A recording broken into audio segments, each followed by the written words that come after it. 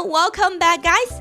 Today, we're not just going to talk about 3 essential Alipay functions, but also I'm going to share my personal travel tips with you. If you are planning a trip to China, this video will save you tons of money and time, so that you can travel like a local. Don't miss out, okay? In the last video, we have learned what Alipay is and 2 sections of its side functions. In this video, let's move on to the third and most important one, the travel section. In the travel section, there are mainly 6 mini apps, which includes TripAir-Train, TripHotels, TripTickets, Railway Road 12306, TripAdvisor, and cross-border transportation. However, in most situations, you just need to use TripAir-Train, TripHotel, TripTickets for short trips in China. TripAir-Train could provide you precise information for all transportations and low flight price compared to Booking.com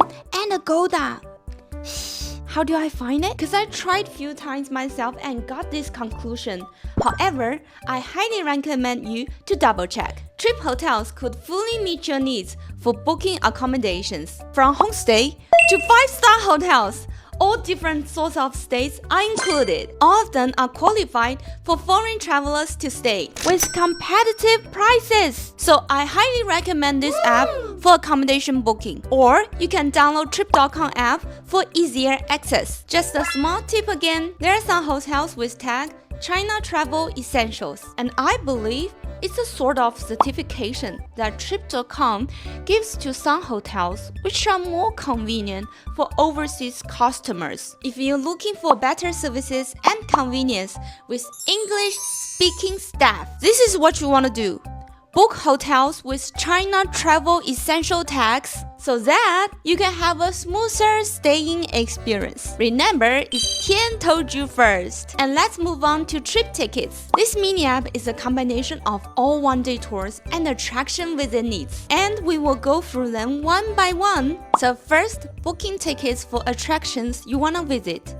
Once you click on it, you can see the opening hours and location of these places. By clicking on each ticket option, you can see what's included in this ticket or package. Some of them even included attraction tickets and dining or other activities. Well, definitely worth to take a bit of time to check them and make sure you choose your best fit. Well, this also gives you more inspiration of what to do in different cities and towns, because it has real photos and information.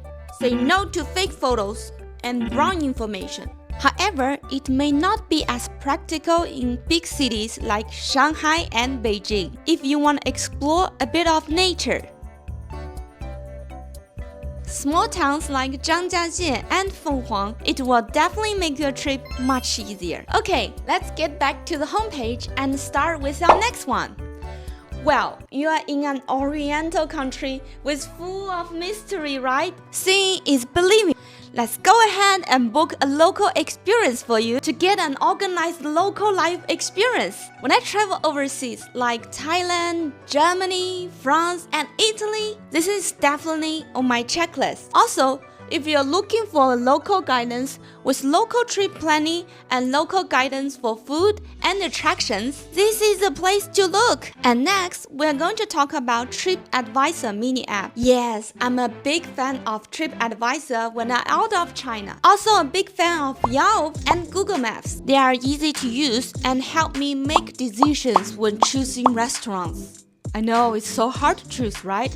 There's so many good food everywhere. However, it's a different story in China. As I mentioned in my last video, if you are looking for a web mapping app with more information and easier to use, this is what you want to do.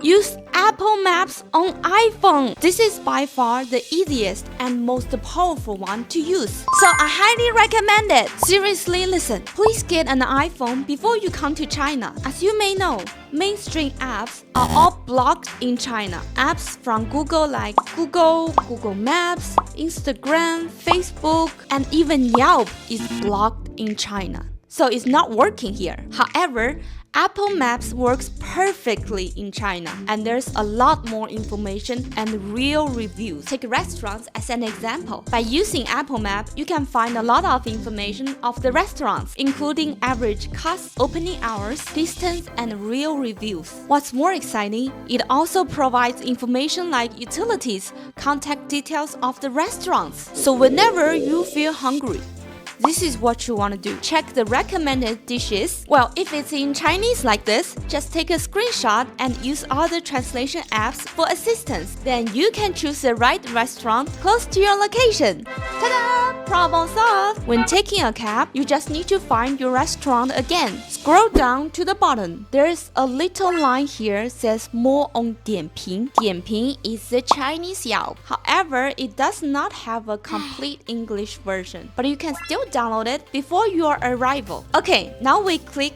more on Dianping, let it pop up, and then you can just show the taxi driver the Chinese page of it, since it has detailed address written in Chinese. So I'm pretty sure the taxi driver can read it perfectly, and they will be really thank you for that. And it works the same with other categories like gas stations, shopping centers, coffee shops, fast food spots, corner stores, or even internet cafes. Okay, that's all for trip section. Let's move on to the next one, convenience and life. Since we have a phone number in China now, we need to use mobile top-up when necessary. However, what I would like to spend more time talk about is the shared power banks in China. When you walk down the street or in a shopping mall, restaurant, or anywhere with a bit of crowd, you can always find power bank stations around. The power bank station is designed to provide you convenience when your phone is running out of power and you happen to forget your power bank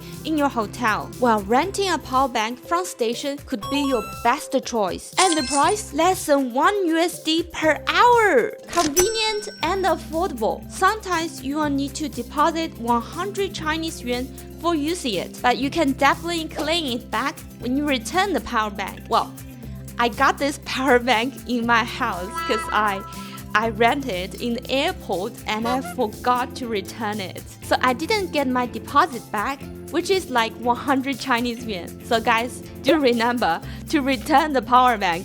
Otherwise, you're gonna be like me, have multiple business power bank at home and it stays there forever. And here is the processing of using it. Follow me. This is a common power bank station that you could see just down the street. Find the QR code.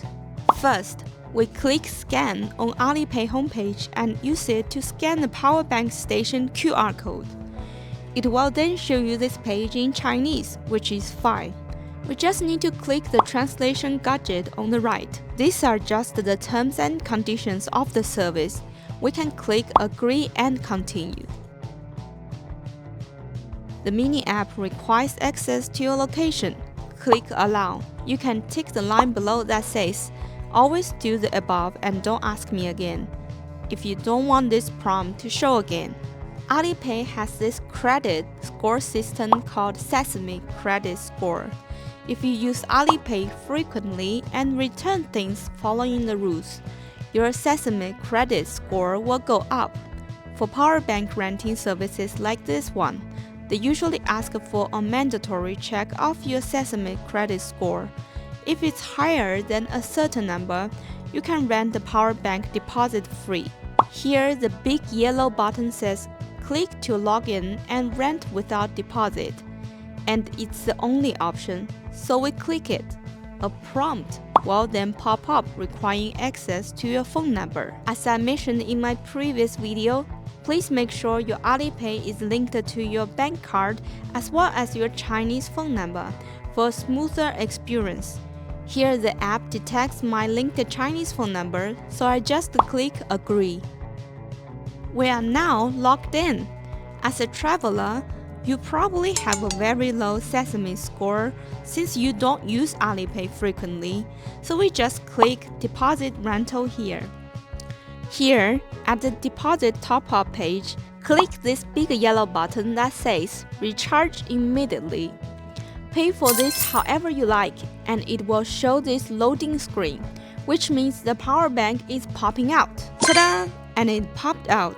Simply take it out and charge your phone.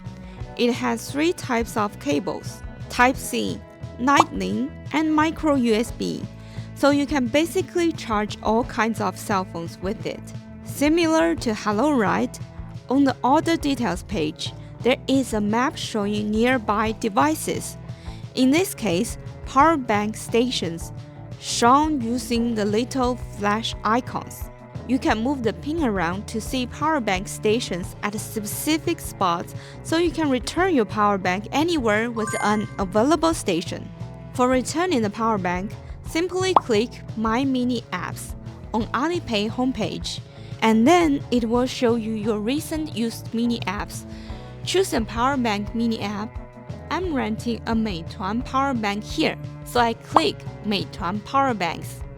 An easier alternative would be just to scan the station QR code using Alipay's scan function, just like when we rented it.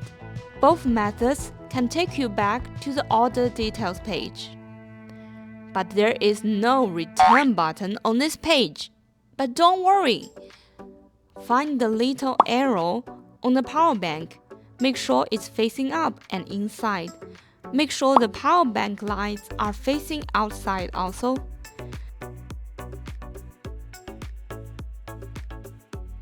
Simply insert the power bank like so, into an empty slot until you hear the clicking sound. Here we see the button lights are on, so we know the power bank is returned properly. Wait a few seconds and you will get this notification message on your phone saying that the power bank order is complete. Now we switch back to the mini app, and here the order details page also directs to order completion. Yay! And the last but not the least section, the fun services. If you would like to transfer money to local Chinese people like me, you could use the transfer function. As for the red pocket, it's an old Chinese tradition that people put money in a red envelope and give it to each other for celebrating festivals and wish good luck. So this is the electronic version of it. However, we barely use it when traveling. Tour card is a kind of e-prepaid card for mobile payment in China, but it charges 5% of service fees every time when you top up. So I recommend just connect your credit card to Alipay and forget about the tour card, since directly paying your credit card via Alipay doesn't require so much service fee. Also, it's more convenient.